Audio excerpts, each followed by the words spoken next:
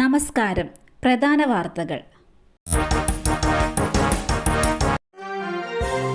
എട്ടാം ക്ലാസ് പരീക്ഷാഫലം ഇന്ന്. 30% മാർക്ക് നേടാത്ത വിദ്യാർത്ഥികൾക്ക് വീണ്ടും പരീക്ഷ. ഓരോ വിഷയത്തിലും 30% മാർക്ക് നേടാത്ത വിദ്യാർത്ഥികളുടെ വിവരങ്ങൾ നാളെ രക്ഷകർത്താക്കളെ അറിയിക്കും. ആ കുട്ടികൾക്ക് ഏപ്രിൽ 8 മുതൽ 24 വരെ അധിക ക്ലാസുകൾ നടത്തും. ഏപ്രിൽ 25 മുതൽ 28 വരെ പുനഃപരീക്ഷ നടക്കും. തുടർന്ന് ഏപ്രിൽ 30 ഫലപ്രഖ്യാപനം നടത്തും. സംസ്ഥാനത്ത് 1229 സർക്കാർ സ്കൂളുകളിലും 1434 എയ്ഡഡ് സ്കൂളുകളിലും 473 അൺഎയ്ഡഡ് സ്കൂളുകളിലുമായി പൊതുവിദ്യാഭ്യാസ വകുപ്പിന്റെ മേൽനോട്ടത്തിൽ 8ാം ക്ലാസ്സിലെ വാർഷിക പരീക്ഷ നടത്തിയിരുന്നു. എഴുത്തു പരീക്ഷയിൽ ഓരോ വിഷയത്തിലും 30% മാർക്ക് വേണം. നിശ്ചിത മാർക്ക് നേടാത്ത വിഷയത്തിൽ വിദ്യാർത്ഥികൾ അധിക പിന്തുണ ക്ലാസുകളിൽ പങ്കെടുക്കണം. ക്ലാസുകൾ രാവിലെ 9:30 മുതൽ 12:30 വരെ ആയിരിക്കും. ഓരോ വിദ്യാലയത്തിലെയും സാഹചര്യം പരിഗണിച്ച് അവിടെയുള്ള അധ്യാപകരുടെയും രക്ഷകർത്താക്കളുടെയും ജനപ്രതിനിധികളുടെയും സഹകരണത്തോടെയാണ് ക്ലാസുകൾ നടത്തുന്നതെന്ന് മന്ത്രി വി ശിവൻകുട്ടി അറിയിച്ചു. CPM 24ാം പാർട്ടി കോൺഗ്രസ് ഇന്ന് സമാപിക്കും. പുതിയ ജനറൽ സെക്രട്ടറിയെ നിശ്ചയിച്ച് CPM 24ാം പാർട്ടി കോൺഗ്രസ് ഇന്ന് സമാപിക്കും. ജനറൽ സെക്രട്ടറിയായി MA ബേബിയുടെ പേരാണ് ഇന്നലെ ചേർന്ന പോളിറ്റ് ബ്യൂറോ യോഗത്തിൽ പ്രകാശ് കാരാട്ട് നിർദ്ദേശിച്ചത്. കാരാട്ടിന്റെ നിർദ്ദേശത്തിന് പിന്നാലെ ജനറൽ സെക്രട്ടറി സ്ഥാനത്തേക്ക് MA ബേബിയുടെ പേര് കേന്ദ്ര കമ്മിറ്റിയിൽ നിർദ്ദേശിക്കാൻ PBയിൽ ഭൂരിപക്ഷ ധാരണയായി. അശോക് ദാവ്ലെയാണ് CPM ബംഗാൾ ഘടകം ജനറൽ സെക്രട്ടറി സ്ഥാനത്തേക്ക് നിർദ്ദേശിച്ചത്. എന്നാൽ ഈ നിർദ്ദേശം കേരളം തള്ളി.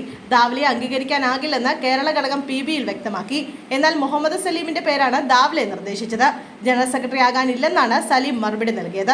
ഇന്ന് കേന്ദ്ര കമ്മിറ്റി യോഗത്തിലും ജനറൽ സെക്രട്ടറി ആരാകും എന്നതിൽ ബംഗാൾ ഘടകവും കേരള ഘടകവും തമ്മിൽ തർക്കമുണ്ടായേക്കും.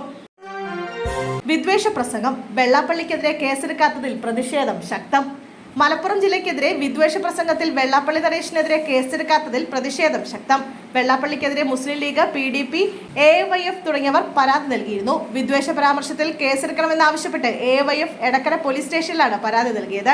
വെള്ളാപ്പള്ളിയുടെ പ്രസ്താവന മതസ്പർദ്ധ ഉണ്ടാക്കണമെന്ന ഉദ്ദേശത്തോടെയാണെന്ന് പരാതിയിൽ പറയുന്നു.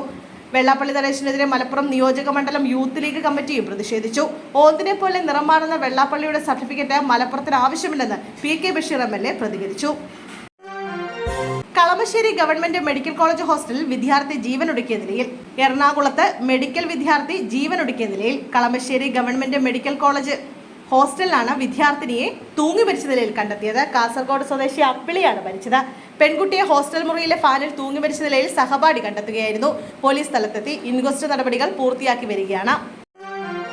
പൃഥ്വിരാജിന് പിന്നാലെ ആന്റണി പെരുമ്പാവൂരിനും ED നോട്ടീസ്. ആശീർവാദ് ഫിലിംസ് 2022 നടന്ന റെയ്ഡിന്റെ തുടർ നടപടി ഇതാണെന്നാണ് വിശദീകരണം. ലൂസിഫർ, മരക്കാർ എന്നീ സിനിമകളുടെ സാമ്പത്തിക ഇടപാടുകളിൽ വ്യക്തത വരുത്തണമെന്നാവശ്യപ്പെട്ടാണ് നോട്ടീസ് അയച്ചിരിക്കുന്നത്.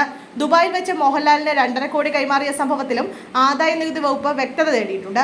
അതേസമയം എമ്പുരാൻ വിവാദവുമായി നടപടികൾക്ക് ബന്ധമില്ലെന്ന് അധികൃതർ വ്യക്തമാക്കി.